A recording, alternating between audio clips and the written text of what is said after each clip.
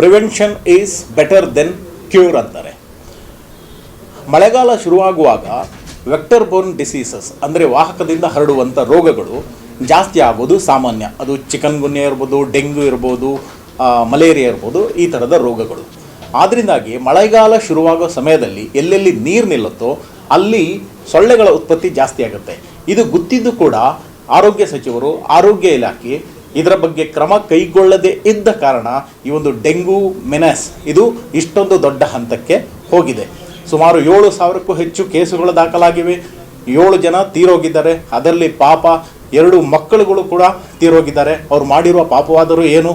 ಅದರಿಂದಾಗಿ ಸರ್ಕಾರ ಮುನ್ನೆಚ್ಚರಿಕೆ ತೆಗೆದುಕೊಳ್ಳದ ಕಾರಣ, ಪ್ರಿವೆನ್ಷನ್ ಮಾಡದ ಕಾರಣ, ಎಲ್ಲಿ ನೀರು ನಿಲ್ಲುತ್ತದೋ ಅಲ್ಲಿ ಸ್ಪ್ರೇಯನ್ನು ಮಾಡದ ಕಾರಣ, ಫಾಗನ್ನು ಸಿಂಪಡಿಸಿದ ಕಾರಣ ಈ ಒಂದು ಡೆಂಗು ಇಷ್ಟು ದೊಡ್ಡ ಲೆವೆಲ್ಗೆ ಹೋಗಲಿಕ್ಕೆ ಕಾರಣವಾಗಿದೆ. ಆದರೆ ಉತ್ತಮವಾದಂಥ ಕೆಲಸವನ್ನು ಮಾಡಬೇಕಾದಂಥ ಆರೋಗ್ಯ ಸಚಿವರು ಎಲ್ಲೋ ಈಜುಕೊಳದಲ್ಲಿ ಈಜು ಹೊಡಿತಾ ಇರುವಂಥದ್ದು ಹಾಸ್ಯಾಸ್ಪದ. ಆದ್ದರಿಂದಾಗಿ ಈ ಒಂದು ಡೆಂಗು ಇಷ್ಟೊಂದು ದೊಡ್ಡ ಪ್ರಮಾಣದಲ್ಲಿ ಹಾವಳಿ ನೀಡಲು ಆರೋಗ್ಯ ಇಲಾಖೆ, ಆರೋಗ್ಯ ಸಚಿವರು ಹಾಗೂ ಸರ್ಕಾರ ನೇರವಾಗಿ ಕಾರಣವಾಗ್ತಾರೆ. ಹಾಗೂ ಆರೋಗ್ಯ ಸಚಿವರು ಹೊಣೆ ಹೊತ್ತು ರಾಜೀನಾಮೆ ಕೊಡಬೇಕು ಅಂತ ನಾನು ಕೇಳ್ಕೊಳ್ತೀನಿ.